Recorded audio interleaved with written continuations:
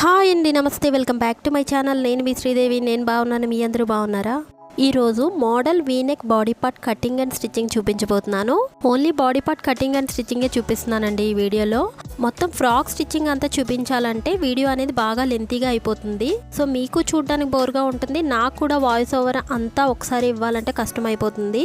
So lengthy videos ఏమైనా ఉంటే సపరేట్గా పెడదామని అనుకుంటున్నానండి. ఎందుకంటే నాకు ఈజీగా ఉంటుంది, మీకు చెప్పేటప్పుడు కూడా క్లియర్ అండ్ డీటెయిల్గా చెప్పే ఛాన్స్ ఉంటుంది. మీకు వీడియో అనేది లెంతీగా ఉన్నా పర్వాలేదు, అలానే పెట్టమంటారా, లేకపోతే ఇలా సపరేట్గా వీడియోస్ అనేది పెట్టమంటారా అనేది కూడా నాకు కామెంట్ సెక్షన్లో కామెంట్ చేయండి. ఇప్పుడైతే వీడియో స్టార్ట్ చేసేద్దాం. ఫస్ట్ పేపర్ కటింగ్ చేసుకుందాం. దానికోసం పేపర్ని ఇలా డబుల్ ఫోల్డ్ చేసుకుని ఓపెన్ సైడ్ అనేది బయటకు ఉండాలి, క్లోజింగ్ వైపు అనేది మన వైపు ఉండాలి.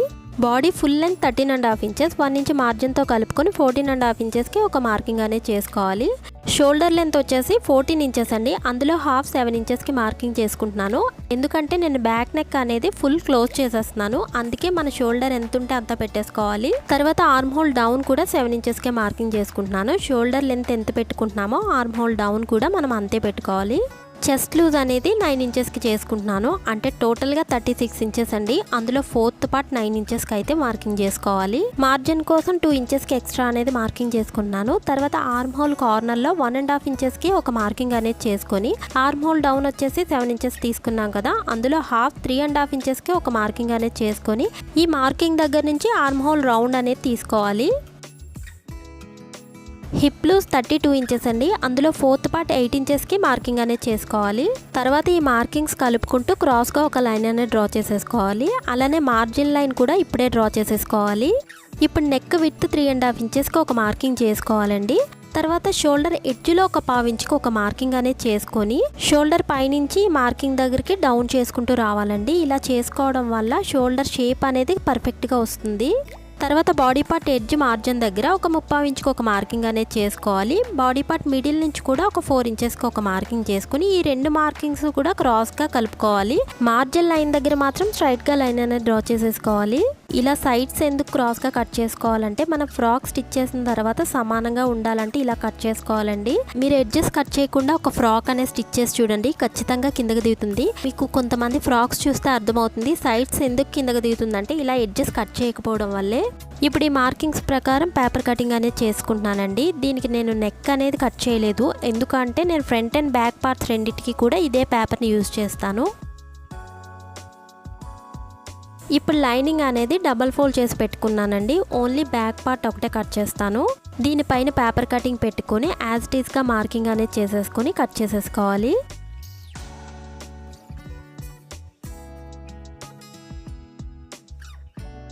తర్వాత ఈ మార్కింగ్స్ ప్రకారం కట్ చేసుకోవాలి.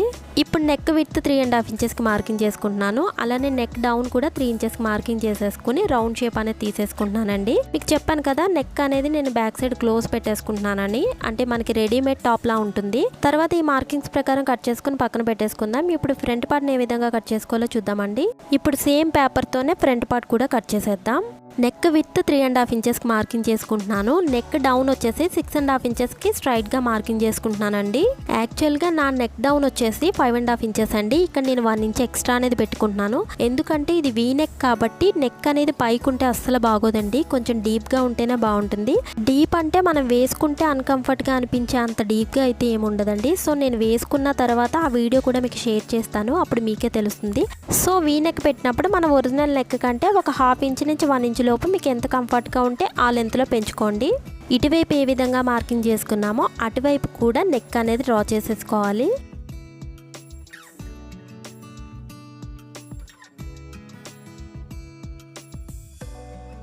తర్వాత పేపర్ ఓపెన్ చేసేసుకొని నెక్ ఎడ్జ్ దగ్గర నుంచి స్కేల్తో కానీ ఇలా టేప్తో కానీ కింద వరకు క్రాస్గా లైన్ అనేది డ్రా చేసేసుకోవాలి. కింద విడ్త్ ఎంత తీసుకోవాలనే డౌట్ రావచ్చు మీకు. సో ఇంతే లెంత్ తీసుకోవాలని ఏం మార్కింగ్ చేయలేదండి, నేను ఎస్టిమేషన్గా చేసేసాను. లెంత్ వైజ్ చెప్పాలంటే మధ్యలో విడ్త్ ఎంత ఉందో అందులో 3rd పార్ట్కి అయితే మార్కింగ్ చేసుకోవాలి. అంటే అటు ఇటు మార్జిన్ వదిలేసి మధ్యలో హిప్ లూజ్ వచ్చేసి 16 ఇంచెస్ కదా, సో 16లో 3rd పార్ట్ అంటే 12 ఇంచెస్ అండి. 12 ఇంచెస్కి మార్కింగ్ చేసుకుని నెక్ ఎడ్జ్ నుంచి మార్కింగ్ చేసిన ప్లేస్ వరకు క్రాస్గా లైన్ అనేది డ్రా చేసేసుకుని తర్వాత కట్ చేసుకోవడమే. నాకు రైట్ సైడ్లో ఉన్న పార్ట్తో అయితే ఇంకా పని లేదండి, ఓన్లీ లెఫ్ట్ సైడ్ ఉన్న పార్ట్తోనే మిగతా కటింగ్ అనేది చేసుకోవాలి. ఇప్పుడు ఆర్మ్ హోల్ లో కూడా తీసేసుకుని కట్ చేసుకోవాలి.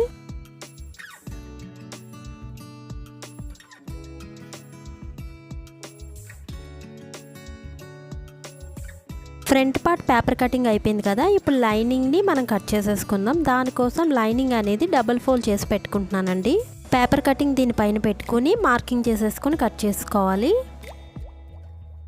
లైనింగ్ కట్ చేసుకున్నాం కదా, ఇప్పుడు మెయిన్ ఫ్యాబ్రిక్ అనేది కట్ చేసుకుందాం. ముందైతే బ్యాక్ సైడ్ పార్ట్ కట్ చేయడం కోసం డబుల్ ఫోల్డ్ చేసేసుకుని బ్యాక్ పార్ట్ లైనింగ్ వేసుకుని దీని ప్రకారం కట్ చేసుకోవాలి.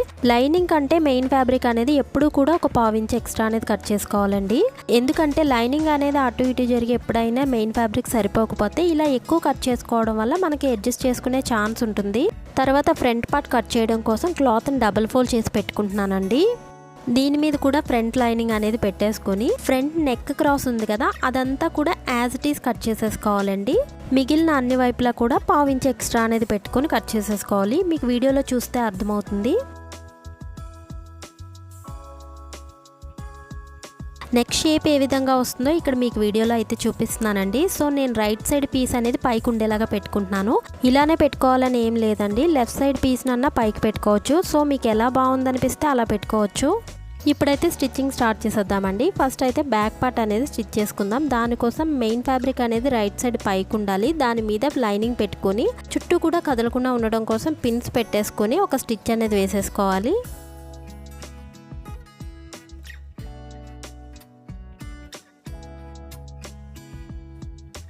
తర్వాత ఎక్స్ట్రా ఉన్న ఫ్యాబ్రిక్ అంతా కట్ చేసేసుకొని చుట్టూ కూడా చిన్న చిన్న కట్స్ అనేది ఇచ్చేసుకోవాలి.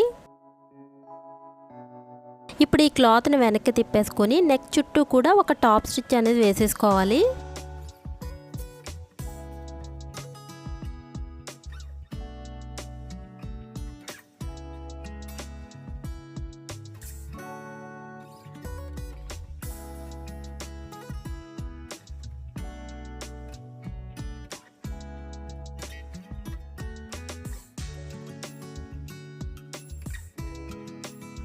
దీని పక్కనే ఇంకొక 1/2 ఇంచ్ గ్యాప్తో ఇంకొక స్టిచ్ వేసేసుకున్నామంటే చూడ్డానికి నీట్గా ఉంటుంది అండ్ స్ట్రాంగ్గా కూడా ఉంటుంది.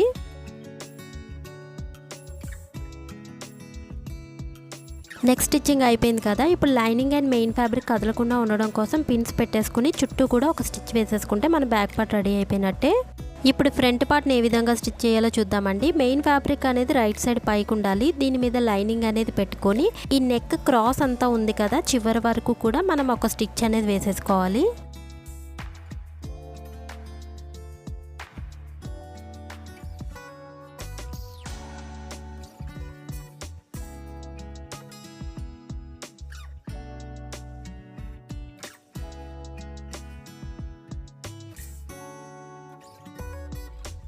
ఇలా స్టిచ్ చేస్తాం కదా, ఇప్పుడు క్లాత్ని వెనక్కి తిప్పేసుకొని ఓన్లీ లైనింగ్ మీదే స్టిచ్ పడేలాగా చూసుకోవాలండి.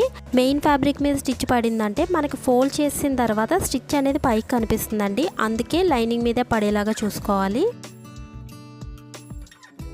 సో చూస్తున్నారు కదా, స్టిచ్ అనేది లైనింగ్ మీదే వేసుకున్నానండి, అదే మీకు దగ్గరికి పెట్టి చూపిస్తాను. తర్వాత వీడియోలో చూపించిన విధంగా క్లాత్ని ఈ విధంగా ఫోల్డ్ చేసేసుకొని దీని మీద కూడా ఒక టాప్ స్టిచ్ అనేది వేసేసుకోవాలండి.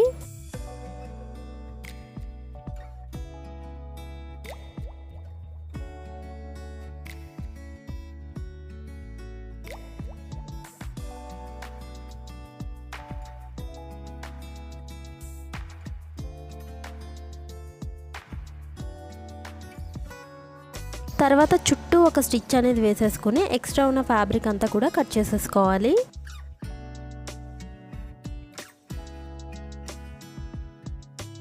సేమ్ సెకండ్ పార్ట్ కూడా ఇదే విధంగా రెడీ చేసి పెట్టేసుకోవాలండి. ఇక్కడ నుంచి కొంతసేపు మ్యూజిక్ అనేది యాడ్ చేస్తున్నాను చూడండి.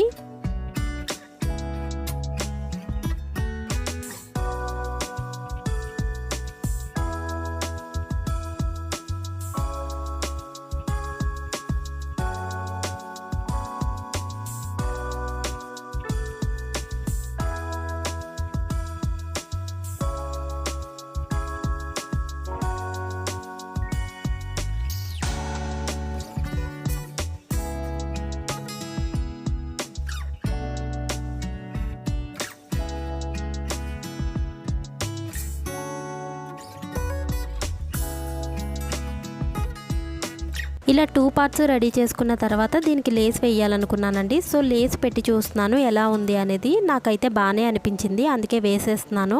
ఇక్కడ లేస్ వేసేటప్పుడు ఒక 1/2 ఇంచ్ క్లాత్ అనేది వదిలేసి ఆ పక్క నుంచి అయితే లేస్ అనేది జాయిన్ చేస్తున్నానండి. ఎందుకంటే దూరం నుంచి చూస్తే మనకి పైపింగ్ లాగా కనిపిస్తుంది. నేను ఇక్కడ సింగిల్ పాదం మీద అయితే లేస్ అనేది జాయిన్ చేస్తున్నానండి. డబుల్ పాదం మీద లేస్ వేస్తుంటే లేస్ అనేది అటు ఇటు జరిగిపోతుంది. ఎలాగో నా దగ్గర సింగిల్ పాదం అనేది ఉంది కాబట్టి దాంతో వేస్తున్నాను. చాలా బాగా వస్తుందండి. సో మీ దగ్గర కూడా సింగిల్ పాదం అనేది ఉంటే దాంతోనే లేస్ అనేది జాయిన్ చేసుకోండి, చాలా పర్ఫెక్ట్గా వస్తుంది.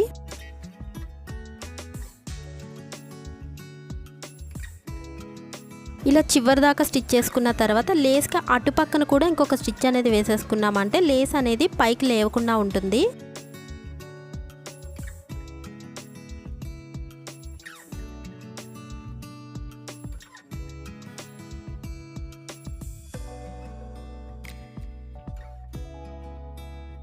సో చూసారు కదా లేస్ అనేది ఎంత నీట్గా వచ్చిందో. మనం స్లో అండ్ స్టడీగా స్టిచ్ చేసుకున్నామంటే చాలా నీట్గా వస్తుందండి.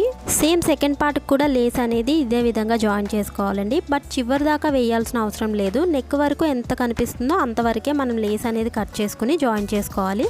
వీడియోలో చూస్తున్నారు కదా, ఒక 2 ఇంచెస్ ఎక్స్ట్రా అనేది కట్ చేసుకుంటే సరిపోతుంది.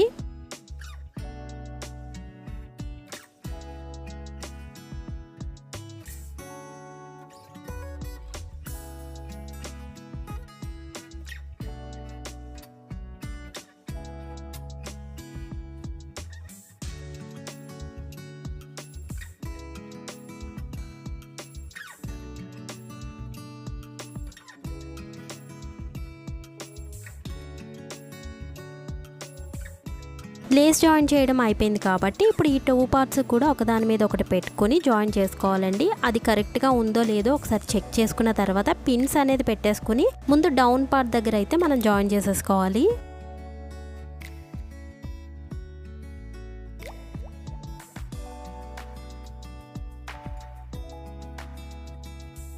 ఇలా జాయిన్ చేసుకున్నాం కదా, నెక్ క్రాస్ దగ్గర కూడా ఒక జాయింట్ అనేది చేసేసుకోవాలండి. దానికి కూడా కదలకుండా ఒక పిన్ అనేది పెట్టేసుకొని అప్పుడు జాయిన్ చేసేసుకుంటున్నాను. అయితే నెక్ ఎడ్జ్ దగ్గరకు వచ్చేటప్పటికి డబుల్ స్టిచ్ వేసుకోవడం మాత్రం మర్చిపోకండి, ఎందుకంటే ఫ్యూచర్లో మళ్ళీ ఊడిపోయే ఛాన్స్ ఉంటుంది. అందుకే డబుల్ స్టిచ్ అనేది కంపల్సరీ వేసుకోవాలి.